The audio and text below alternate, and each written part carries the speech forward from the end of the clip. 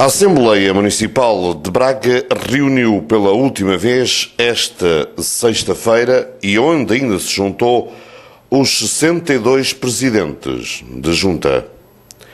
Um dos assuntos em destaque foi um voto de louvor à APD que foi apresentada pelo grupo parlamentar do PSD, o qual foi aprovado por unanimidade. Mesmo sendo aprovado por unanimidade, várias foram as intervenções de alguns deputados que apresentaram a sua declaração de voto. A Deficientes foi fundada em 1982, está sediada na nossa cidade e conta com cerca de 1.300 associados. Em 1991, a APD Braga criou na sua secção de desporto adaptado a equipa de basquetebol de cadeira de rodas, que disputa as competições nacionais da modalidade e, desde então, tem sido uma forte aliada na reabilitação e integração de pessoas com mobilidade reduzida. Esta modalidade pode ser praticada por ambos os sexos, por pessoas com deficiências motoras e é jogada por duas equipas de 5 jogadores cada. Esta época desportiva, a APD Braga conquistou, para além do título de campeã nacional, a Taça de Portugal de 2013, conquistando assim a tão ambicionada dobradinha. A APD Braga é, atualmente, uma referência a nível nacional pelos seus resultados. Assim, a Assembleia Municipal de Braga, reunida em sessão ordinária a 5 de julho de 2013, aprova um voto de louvor à delegação de Braga da Associação Portuguesa de Deficientes e à sua equipa de basquetebol em cadeira de rodas pela conquista do Campeonato Nacional e da Taça de Portugal de 2013, bem como pelo seu enorme trabalho em prol do cidadão portador de deficiência. O facto de na Câmara Municipal a maioria socialista não ter demonstrado a mesma sensibilidade, sabendo todos nós do facto de a APD Braga possivelmente no próximo ano não poder competir devido à falta de apoio financeiro. Realmente eu queria aqui fazer uma declaração de voto em nome da bancada do CDS-PP e dizendo que fico bastante contente pela bancada do Partido Socialista hoje aqui, demonstrar, juntamente com as outras bancadas parlamentares, esta unanimidade à volta da compilação daquele que foi um ano cheio de êxitos para a instituição da APD.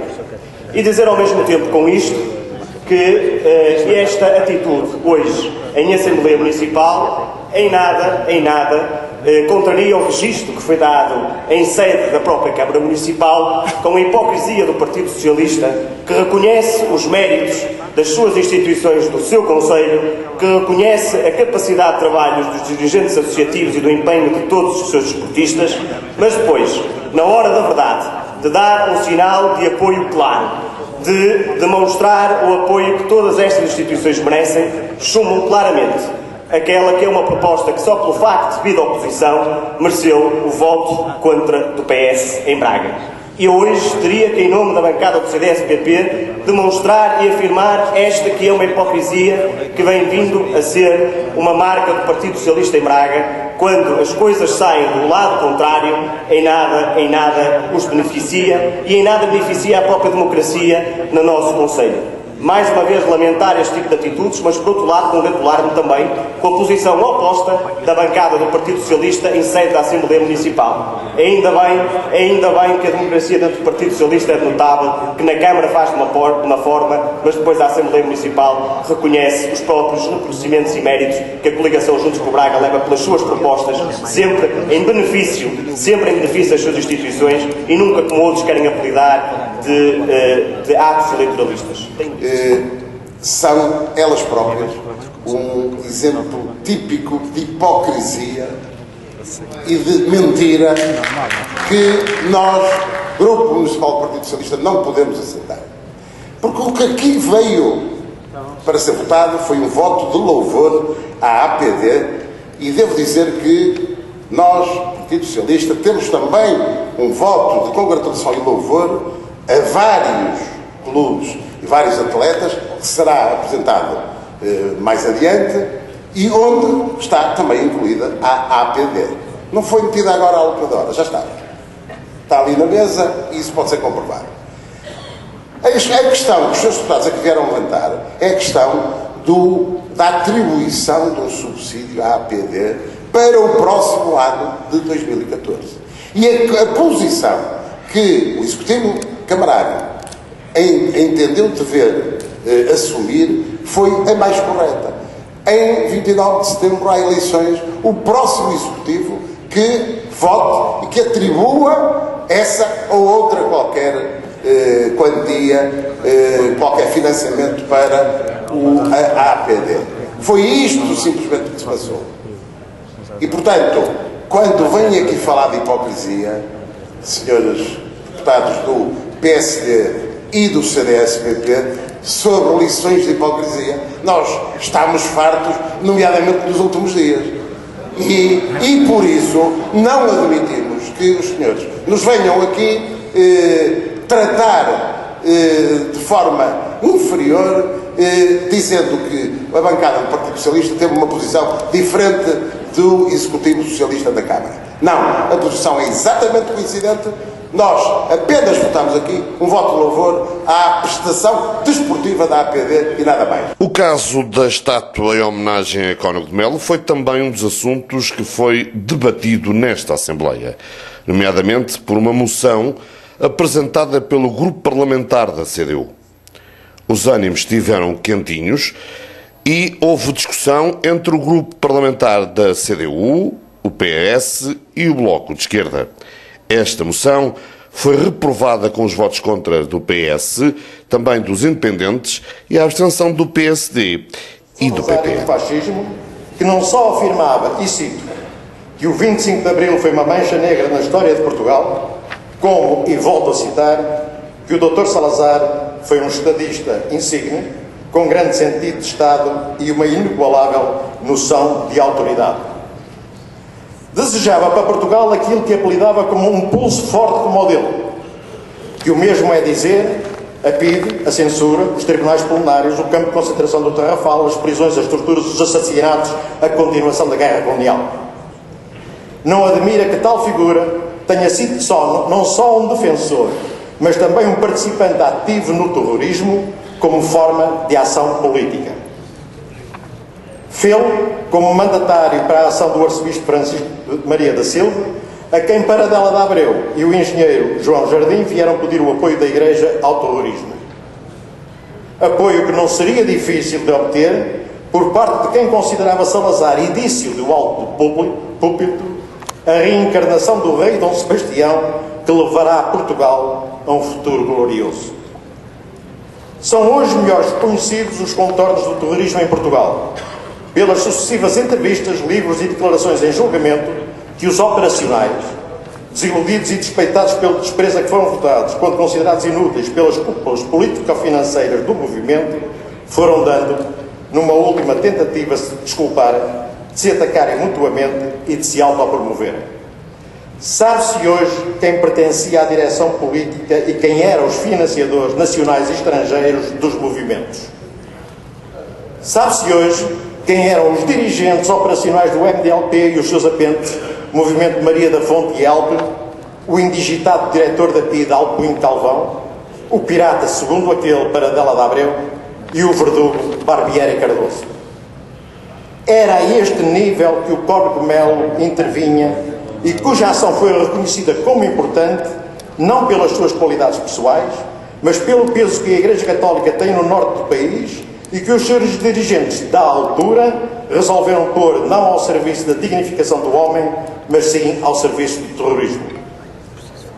Nível que o jornalista João Paulo Guerra sintetizou na investigação a que procedeu e que cito: é um estranho amálgama de discursos em defesa da ordem, da propriedade privada, da pátria e da família, com o submundo da droga, do contrabando e do crime, com o bafão das cidades e das pequenas vilas, com mercenários desempregados da guerra, com revanchistas colonialistas, com ex-pitos, com filhos de família e com chulos, com marginais saídos da decomposição da sociedade socialista, capitalista. Esta é a elite que iria redimir Portugal. Só que os operacionais nem sequer perceberam que ao grande capital e ao capital financeiro já não era o modelo fascista que interessava ao seu desenvolvimento. O modelo que lhes interessava era o meu que se veio a formar pós 25 de novembro e que hoje domina com as consequências de todos bem conhecidas. Não era um poder político forte, era um poder político fraco e submisso, sendo certo que entre o fascismo e o socialismo o grande capital optou historicamente sempre pelo primeiro. As justificações apresentadas pelo engenheiro Mesquita Machado para a sua iniciativa são simplesmente patéticas. A Câmara Municipal de Braga é o órgão político máximo do Conselho, pelo que só pode afirmar que as decisões aí tomadas não têm caráter ideológico, ou que a ideologia não pesa nas suas decisões, quem confunda aquele órgão com algum clube privado dos amigos do Presidente. Invocar-se, por outro lado, e como fundamento da vergonhosa deliberação, o facto de esta não comportar qualquer despesa para o município é a triste imagem de quem se esquece que há coisas que não têm preço, que não se compram nem se vendem. Se a decisão camarária é politicamente abjecta, culturalmente é de uma indigência assustadora. Braga foi, mesmo antes da fundação do país e até o século XVIII, um senhorio da Igreja. Ressalvam-se algumas escaramuças com o poder central do século XIV e o hiato de 50 anos do século XV. Significa isto que Braga foi, durante quase 700 anos, aquilo que foram os seus arcebispos. E deles emergiram homens que se elevaram muito acima da mediania e que marcaram não só a história de Braga, como a história do país e a história mesmo do mundo. A título de exemplo, cito: São Martinho de Dume, o apóstolo dos suevos e conselheiro de reis. São Geraldo, patrono da cidade, que obteve a dignidade metropolitana da Sé, pronúncio da independência. Dom Paio Mendes, tutor e conselheiro de Afonso Henriques. Dom João Peculiar, o ideólogo da independência de Portugal. Dom Diogo de Sousa, o construtor de uma nova cidade. Frei Bartolomeu dos Mártires, interveniente ativo no Concílio de Trento e que morre com Aurélia de Santo. Passemos aqui em claro o problema dos filipinos, aliás duvidoso. Dom Rodrigo de Moura Teles, um dos homens de Braga Barroca, promotor das Sete Fontes e do ícone da cidade do Bom Jesus. Frei Caetano Brandão, humanista dos mais insípidos. E dois papas, ou melhor, um papa e um antipapa. Dom Maurício Cordino, com quem se iniciou o senhorio eclesiástico de Braga, e eleito antipapa com o nome de Gregório VIII. Pedro Julião, ou Pedro Spano, cientista de renome e eleito papa com o nome de João XXI. Na sociedade civil, podia citar dezenas. Destes, só Dom João Peculiar tem uma peculiar estátua de normais proporções, mas que as sucessivas excomunhões de que foi alvo na sua luta pela independência do país devem ter influenciado na relevância do préstimo. De todo este passado histórico, quem é que a Câmara Municipal julga merecedora de homenagem? O Cónigo Melo, que não será sequer um malagrida, terá a dimensão histórica comparável de um padre Maximiliano Lima.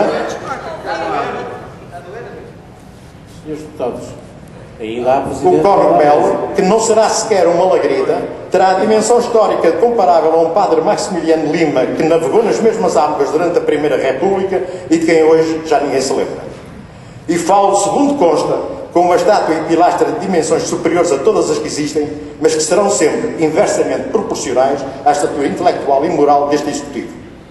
Seja como for, quando em nome da CDU protestei nesta Assembleia Municipal contra a homenagem a Santos da Cunha, alguns membros do Partido Socialista nesta Assembleia, que tinham militado para a oposição democrática e que conheciam bem o preço da liberdade, manifestaram o seu desacordo com a forma pela qual tinha intervindo.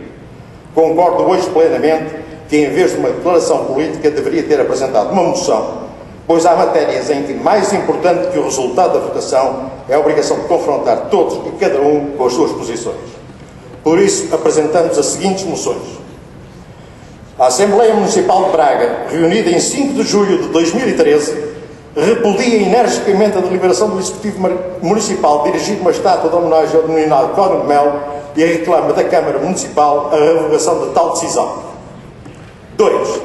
A Assembleia Municipal de Braga reitera a sua fidelidade inequívoca aos princípios de Abril, repudia toda e qualquer homenagem ao fascismo aos seus próceres e, consequentemente, reclama que a Câmara Municipal mande apiar a estátua erigida a Santos da Cunha e a remova para um dos seus depósitos. Efetivamente, todos concordamos, é polémica, tem sido polémica ao longo dos tempos, na cidade de Braga, mas eu quero confessar aqui, Sr. Presidente, Srs. Deputados, que não esperava, não contava nunca com um discurso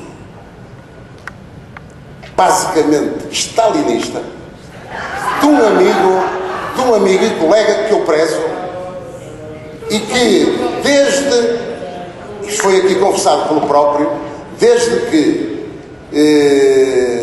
há muitos anos, não sei quantos, se manifestou aqui contra a estátua do Comendador Santos da Cunha, pelos vistos, o seu discurso manteve-se intacto, manteve-se absolutamente intransigente e, pelos vistos, não aprendeu com a história. E, afinal, aquilo que o Sr. Deputado Raul Peixoto aqui veio apresentar não foi uma moção. Foi uma moção e, coisa curiosa, de seguida veio apresentar também uma remoção, que era remover a estátua de Santos da Cunha. Esta é outra coisa, outra singularidade fantástica que nós hoje aqui acabámos por ouvir da boca do Sr. Deputado Raul Peixoto. Mas o Sr. Deputado Raul Peixoto, da CDU, eventualmente do Bloco de Esquerda, não esperávamos, seguramente, a outra postura que não fosse uma coisa semelhante a esta. Não com tanta acrimónia, com tanto azedume, como o Sr. Deputado Raul Peixoto aqui veio transmitir. E até por uma razão. O Sr. Deputado Raul Peixoto é jurista. O Sr. Deputado Raul Peixoto tem a obrigação de conhecer os princípios que informam a nossa ordem jurídica.